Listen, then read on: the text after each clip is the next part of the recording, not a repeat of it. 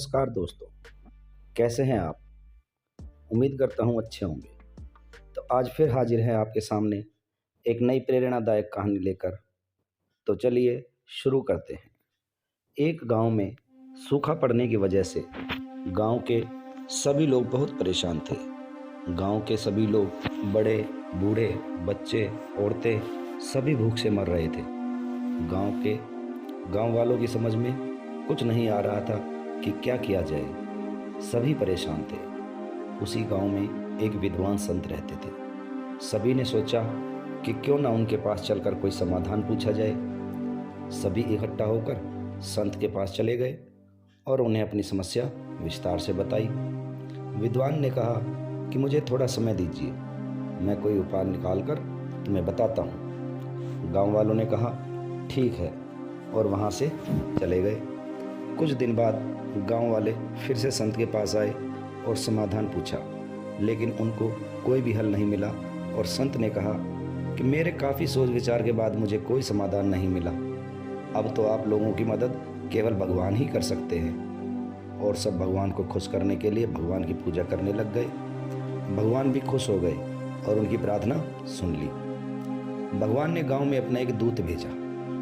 गांव में पहुंचकर दूत ने कहा कि अगर आज रात को तुम सभी गांव वाले एक एक लोटा दूध गांव के पास वाले कुएं में डालाओगे तो कल तुम्हारे गांव में बहुत अच्छी बारिश होगी और तुम्हारी सभी परेशानियां दूर हो जाएंगी।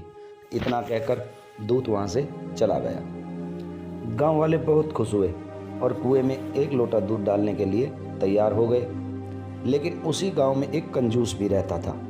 उसने सोचा कि सभी लोग दूध डालेंगे और अगर मैं दूध की जगह एक लोटा पानी डाल दूंगा तो रात के अंधेरे में किसको पता चलेगा। रात को कुएं में सभी द्वारा दूध डालने के बाद सुबह उठकर बारिश का इंतजार करने लग गए।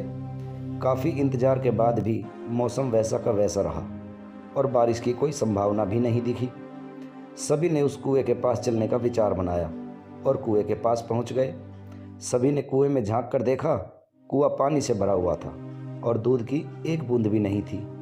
सभी एक दूसरे की तरफ देखने लगे और समझ गए थे कि बारिश अभी तक क्यों नहीं हुई थी।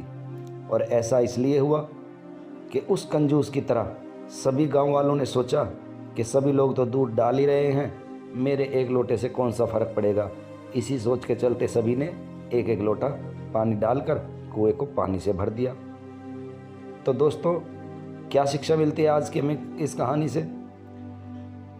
आजकल हम अपने जीवन में भी ऐसा ही करते हैं। हम सोचते हैं कि मेरे एक के करने से क्या होने वाला है, लेकिन हम ये भूल जाते हैं कि बूंद बूंद से ही सागर बनता है। अगर आप अपने समाज या घर में कुछ बदलाव लाना चाहते हैं, कुछ बेहतर करना चाहते हैं, तो पहले अपने आप को बदलिए, अपनी सोच को बदलिए, अपने नज़रिए को बदलिए। फिर देखो कैसे सब अपने आप होता है। मजा आया और मैं ये जो मजा है हिंदुस्तान के हर व्यक्ति को देना चाहता हूं।